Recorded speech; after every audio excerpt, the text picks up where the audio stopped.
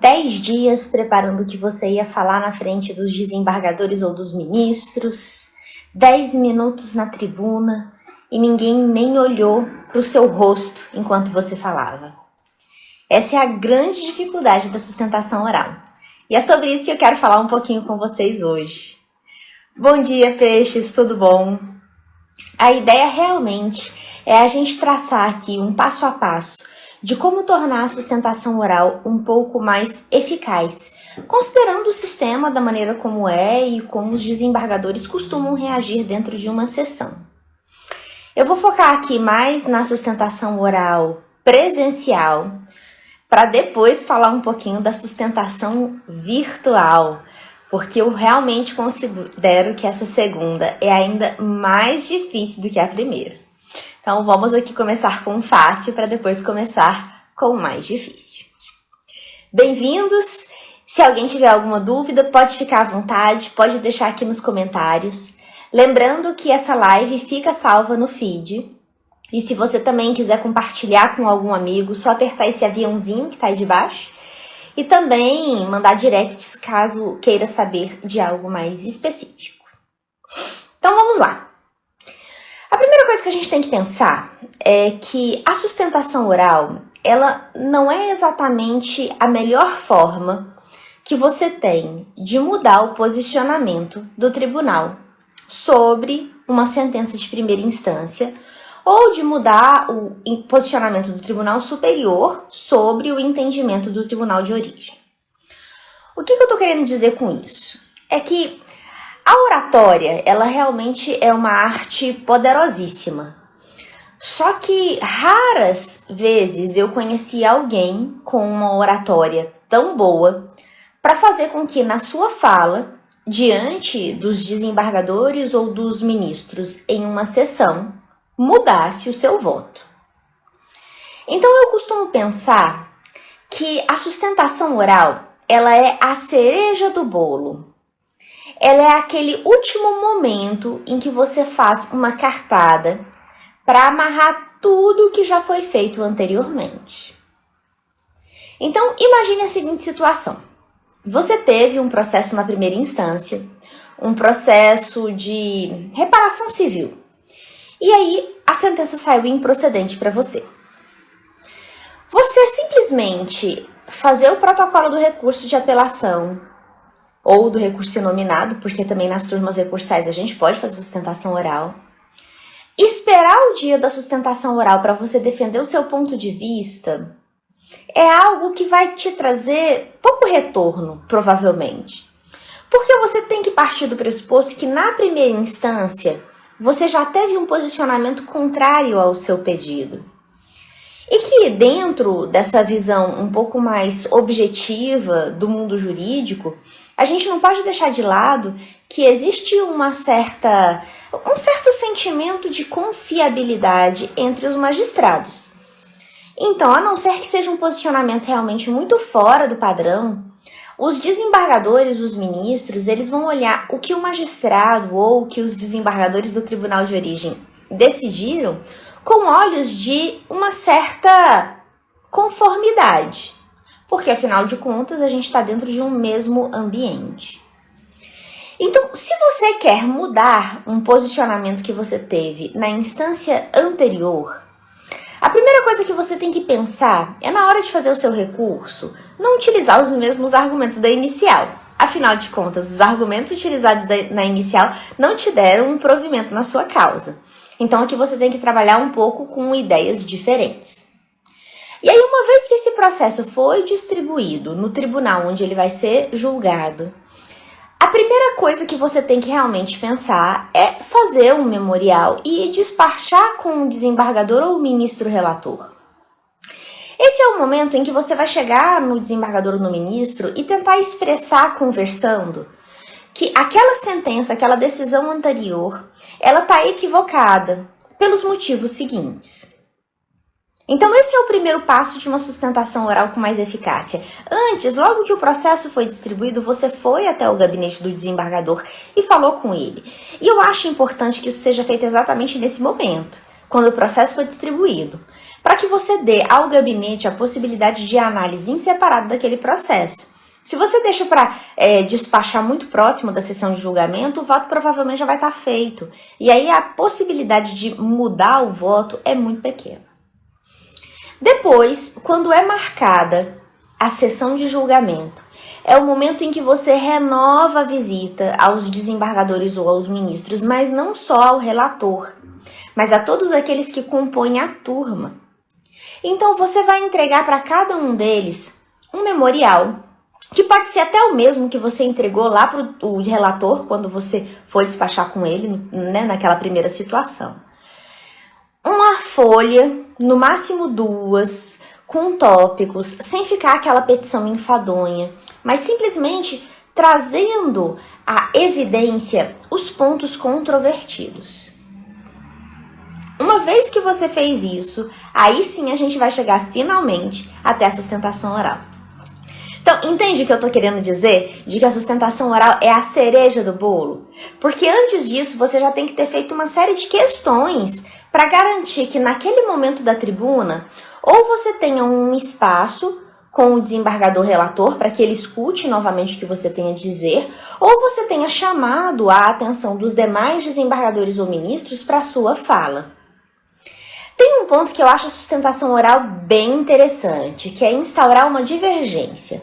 Então, acho que se você não fez isso antes, a sua chance em alterar uma decisão do tribunal ou da instância de origem é pequena. Mas a sustentação oral, ela sempre pode ser muito útil para você instaurar uma divergência dentro da turma. Então, aqui também é uma grande cartada na manga que você tem. Mas não vamos falar da divergência ainda não, vamos falar simplesmente da sustentação oral em si. Então, você está com a sessão marcada. Aí você vai fazer a sustentação oral. Muita atenção, de acordo com cada turma, porque cada turma tem um procedimento de inscrição para sustentação oral. Algumas turmas você precisa fazer uma petição juntando ao processo, outras turmas você liga na secretaria, então cada caso é um caso. O tempo que antecede a sessão para você pedir a sua inscrição na sustentação oral é diferente também. Então, assim que o processo for distribuído, além de despachar com o relator, certifique-se de como vai ser o procedimento da sustentação oral em si. Então, feita a sua inscrição direitinho, chegou a hora de você ir lá para a tribuna, né, e realmente dizer o que você está querendo dizer. Bom dia, Antônio, Josiel, tudo bom? Estamos falando aqui da sustentação oral presencial. Depois eu vou falar um pouquinho sobre a sustentação oral online. Qual é a maior dificuldade que eu vejo na sustentação oral? É que o advogado vai lá, ele se prepara, ele está falando e, infelizmente, pouquíssimos, ou na verdade, como eu já vi na maioria das vezes, nenhum dos componentes da turma está atento ao que aquele advogado está falando. Então, o que eu fui desenvolvendo ao longo da experiência com a advocacia é justamente fazer tentativas para que a turma, para que os desembargadores, os ministros que compõem aquela turma, possam ter uma atenção no que você está querendo dizer.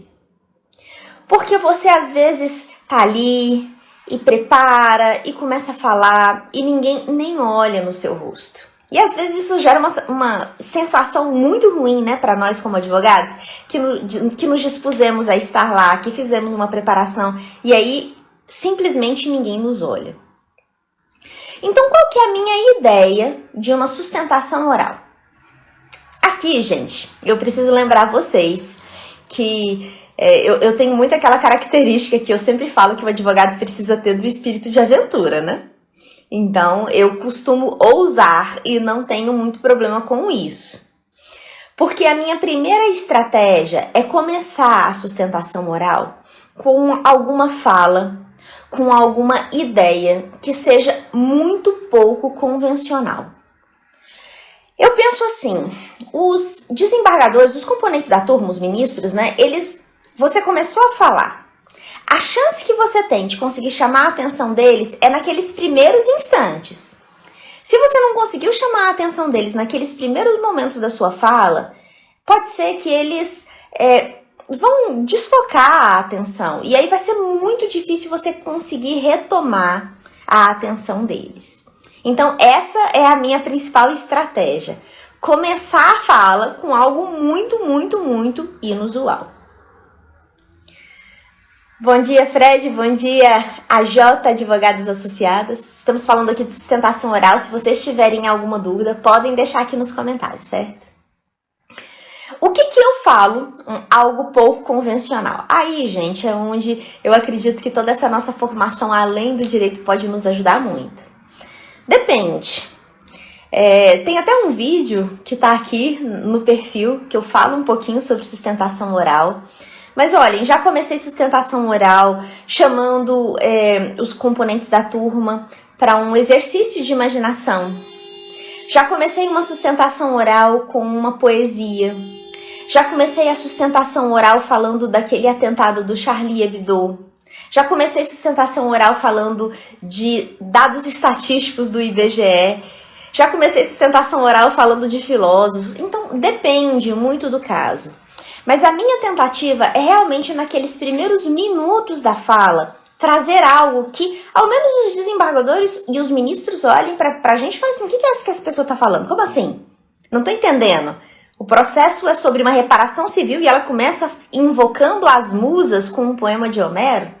Porque às vezes vai fazer justamente com que você tenha essa capacidade de quê? De fazer aquela chamada de atenção.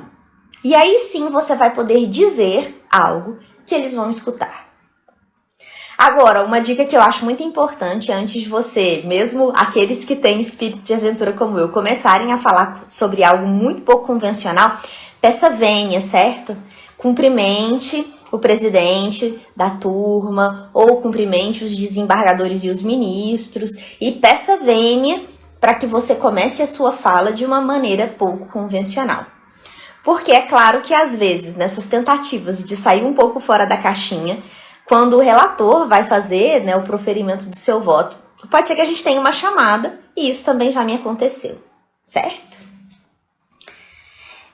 O Antônio tá comentando aqui, né? Caros ministros, é recorrente nas discussões dos bastidores que se tem pouca atenção aqui, mas não é o caso dessa egregia turma. Estou certo disso, excelências. Antônio, eu acho muito ousado, porque a gente tem que pensar um pouco sobre o brio, né, que os ministros ou os desembargadores têm. Então, eu não costumo trazer algo que seja diretamente relacionado àquela turma, mas de uma maneira mais ampla.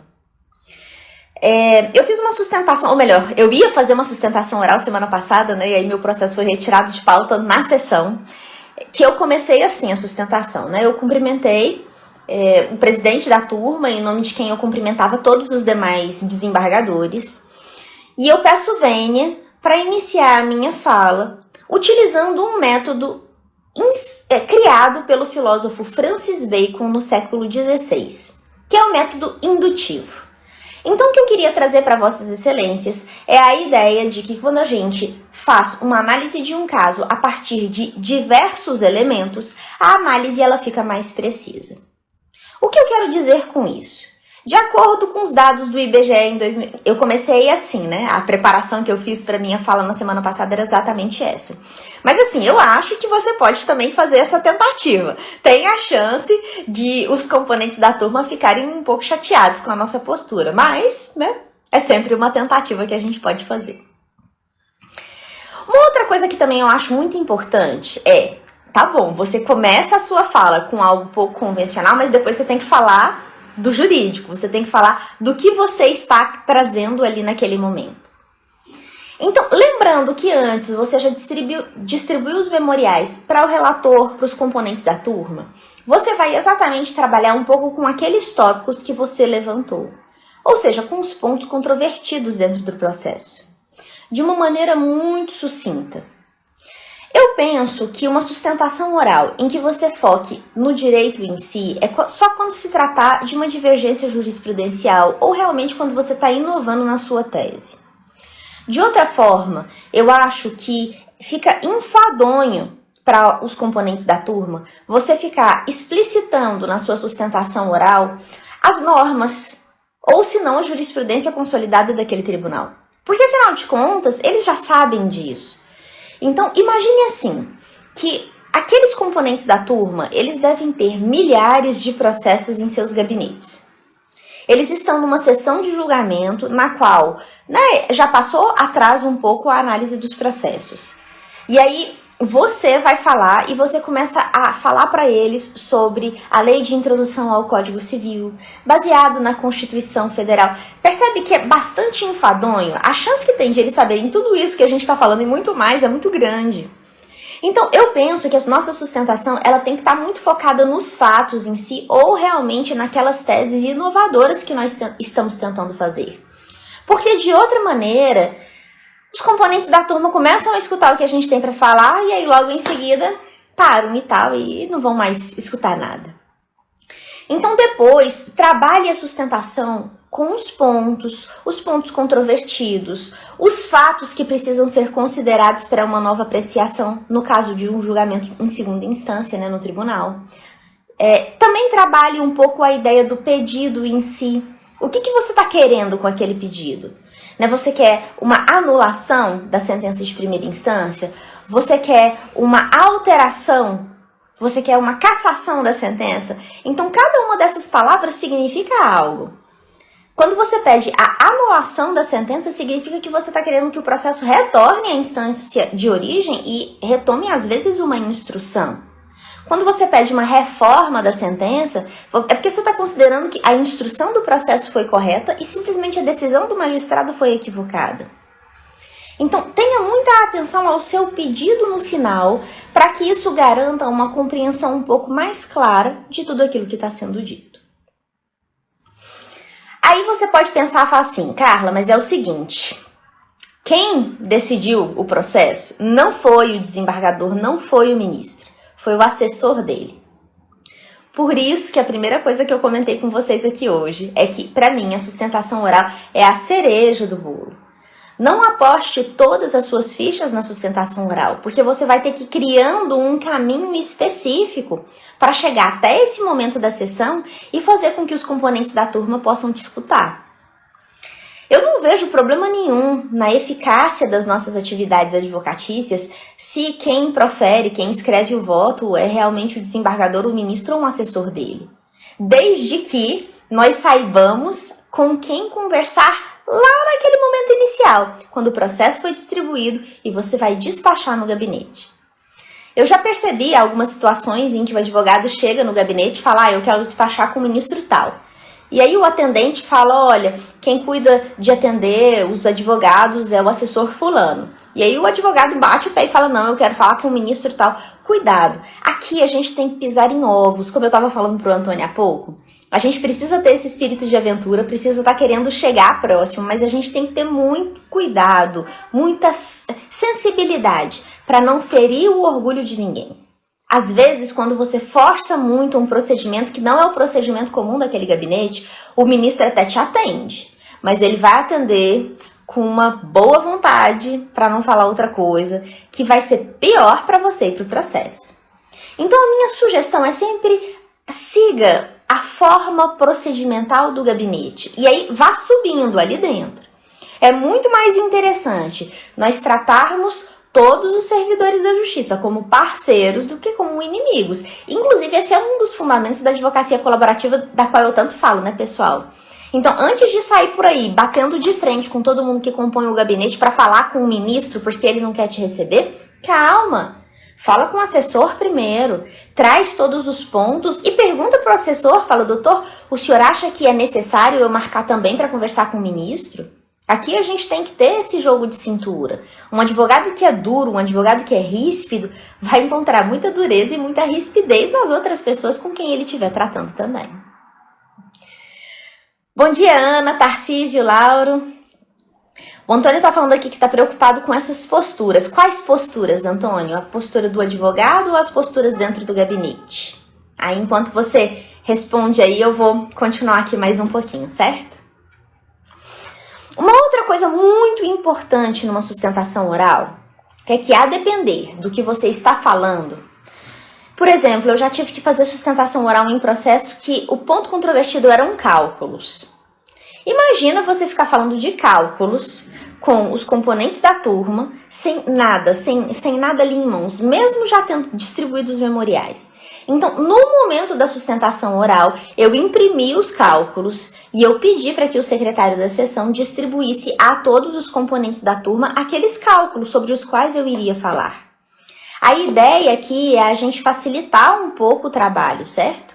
Porque aí você, com um papel na mão, consegue enxergar melhor o que a pessoa está querendo dizer.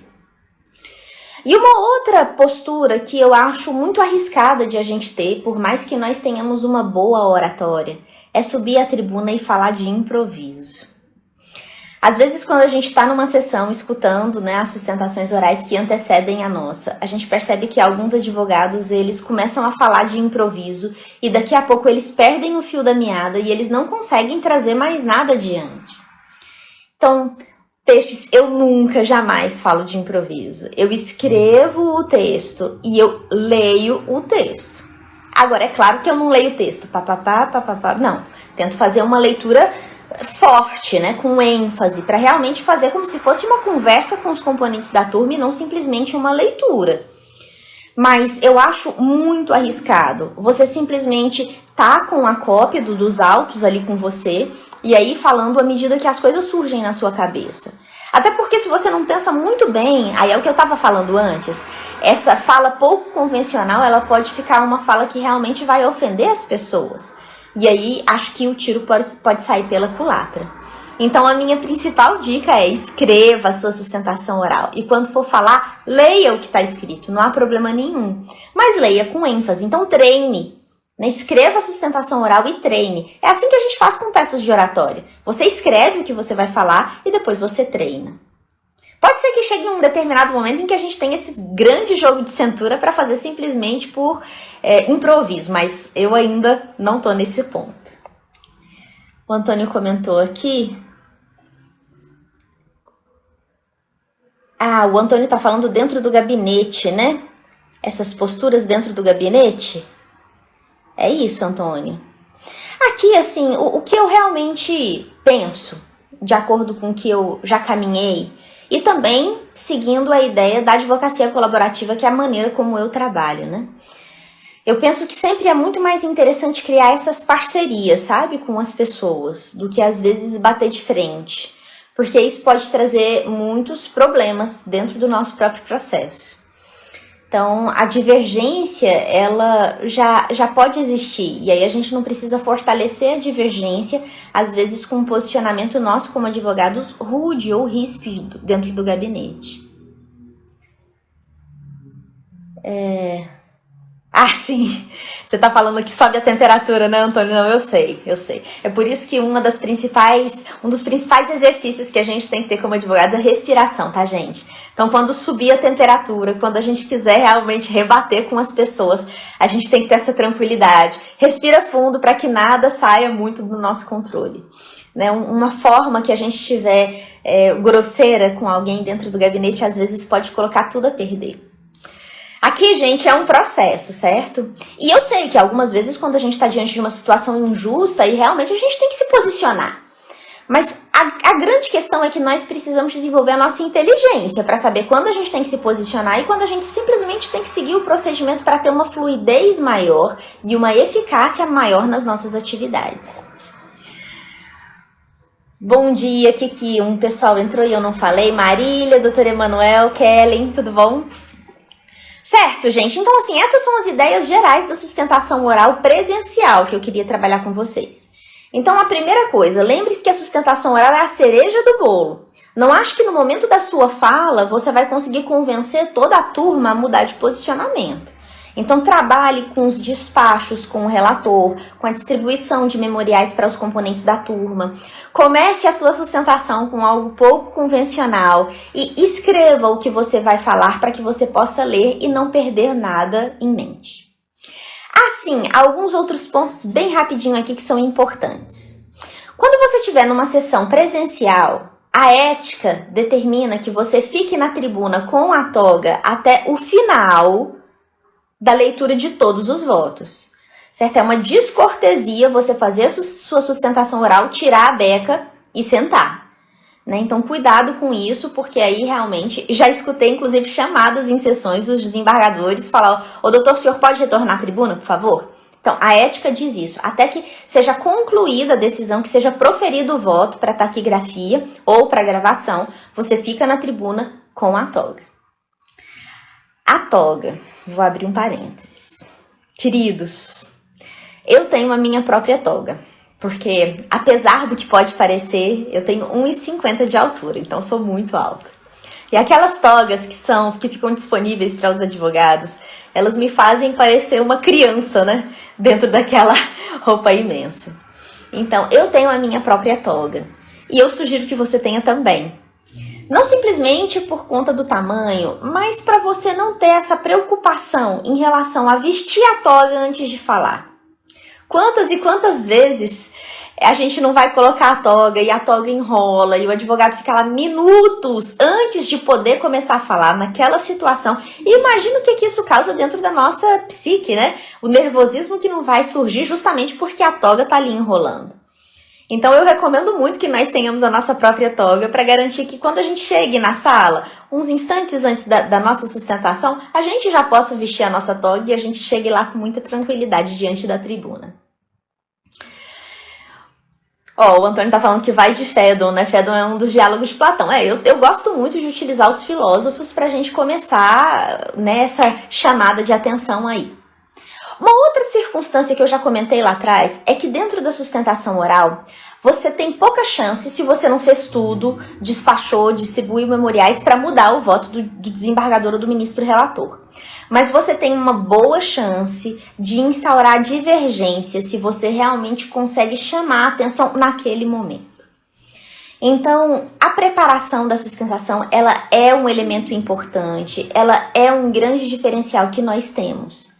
Além do que, para o cliente, na maioria das vezes, o nosso papel como advogados é ali na sustentação oral, utilizarmos a palavra. O cliente fica achando, em muitas circunstâncias, que nós não atuamos com total diligência se diante de uma sessão em que a gente poderia falar, a gente dispensa o uso da fala.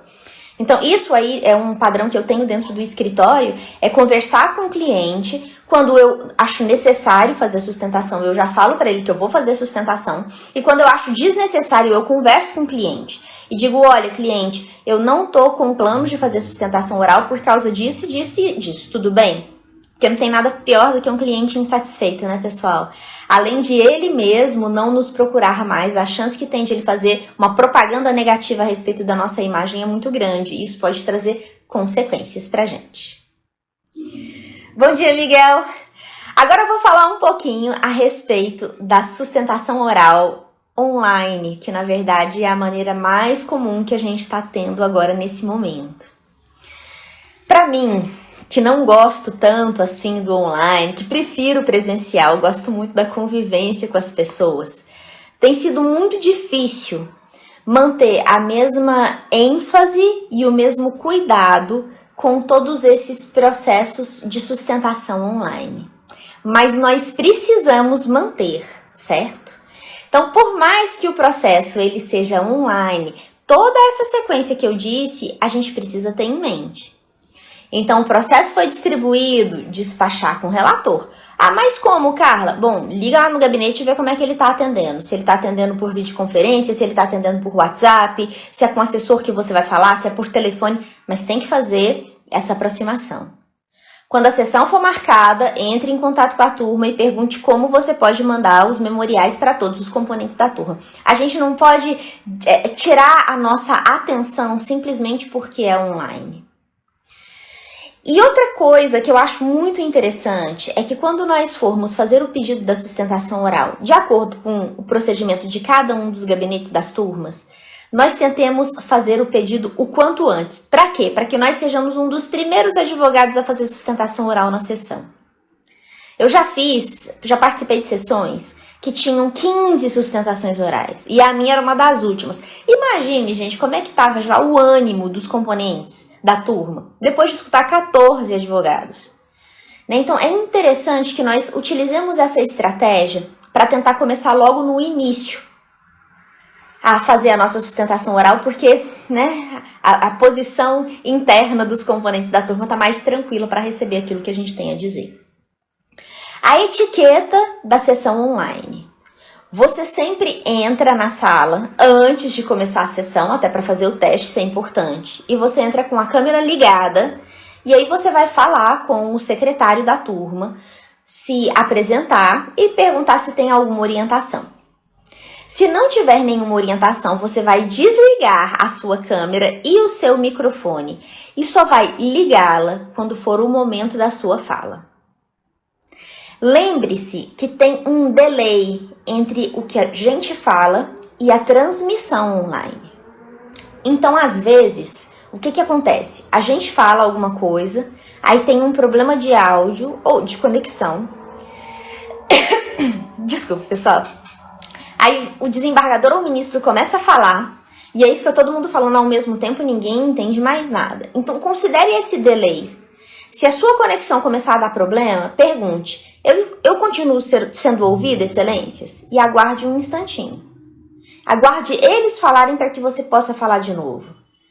Esses dias mesmo, nessa sessão da semana passada, em que eu ia fazer sustentação e meu processo foi retirado de pauta, teve um advogado que teve... O que aconteceu? Ele estava na fala... E entrou o procurador na sala, mas ele entrou com o microfone aberto. E aí tava uma barulheira. E o advogado, o que ele fez? Continuou falando. E a barulheira do microfone do procurador. Aí o presidente da turma falou, olha, só um instante que a gente tá tendo problema de conexão e tal. Só que depois, quando o procurador desligou o microfone dele, o advogado continuou de onde ele estava. E aqui eu considero que não foi uma postura mais acertada. A melhor alternativa seria, quando começou o barulho, ele para de falar para que o presidente da turma possa dar as orientações necessárias.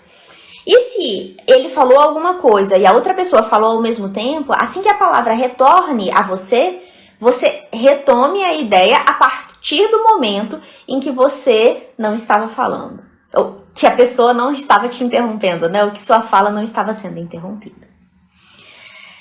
Aqui a gente também vai ter um pouco essa cortesia de ficar com a câmera ligada enquanto o voto é proferido. E uma vez que o voto ele é proferido, da mesma maneira que na sessão a gente pode sair da sala, a gente também pode sair da sala virtual. Eu acho muito mais difícil chamar a atenção no virtual do que no presencial. É muito mais fácil a gente dispersar nessa circunstância. Mas é o que nós temos hoje para trabalhar e não adianta a gente ficar se revoltando com todos esses novos meios de comunicação. Bom dia, Tainá. Bom dia, Ava Goiânia, tudo bom? Queridos, alguém tem algum comentário ou alguma pergunta para fazer? Porque senão eu já estou encaminhando para o final e eu queria finalizar esse nosso bate-papo de hoje falando sobre uma história de um grande advogado romano chamado Cícero. Ele também era filósofo. Já viram que eu adoro filosofia também, né, gente? Então, o que se conta? Se conta que Cícero era o maior orador que havia existido em Roma.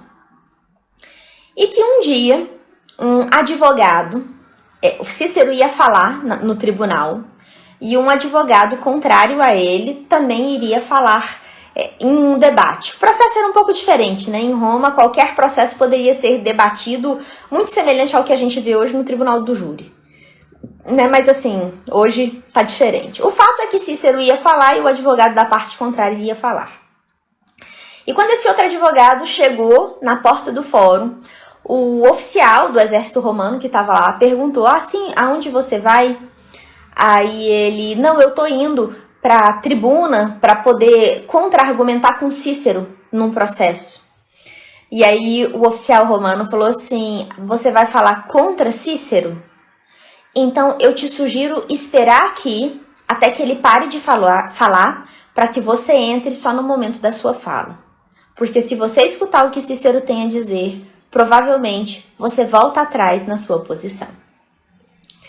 Isso é só para a gente ter a referência do que seria um ótimo orador. Enquanto ele estiver de posse da palavra, tudo pode mudar. Isso é um sonho, isso é uma meta, mas que a gente pode também ter um aperfeiçoamento constante da nossa própria oratória.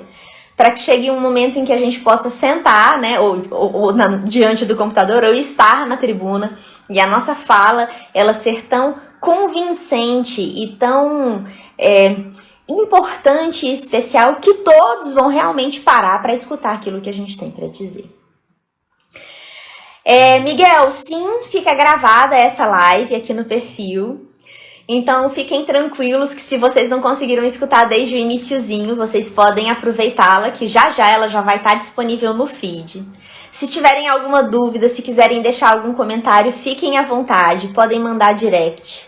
Lembrem-se também que esse aviãozinho aqui, ele permite que vocês compartilhem essa live com outras pessoas, né? Então, se alguém que vocês acham que pode ter interesse em saber um pouquinho mais sobre sustentação oral, deixa aqui nesse aviãozinho. Antônio. O Antônio já esteve comigo aí muito tempo também, né? E eu só queria também comentar com vocês que nós temos um grupo do Telegram, no qual a gente compartilha um pouco todas essas ideias sobre a advocacia, muito baseado nessa proposta de advogar com princípios, com valores, que é a minha proposta de advocacia. E no grupo do Telegram eu vou compartilhar a minuta da sustentação oral que eu faria agora, na semana passada. Então, se você tiver interesse, o link tá lá na bio, só acessar, entrar no grupo do Telegram. E aí lá, além da sustentação oral que eu vou colocar, a minuta, também tem uma série de outros conteúdos que eu espero que seja bastante útil aí para todos nós como advogados.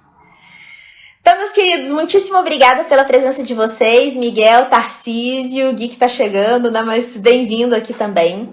Qualquer coisa que precisarem, estou aqui. Se vocês tiverem alguma dica, alguma sugestão para a live da próxima segunda, lembrando que as lives acontecem todas as segundas, 8 horas da manhã, podem deixar aqui também as sugestões e nos vemos em breve. Um ótimo dia aí para todo mundo.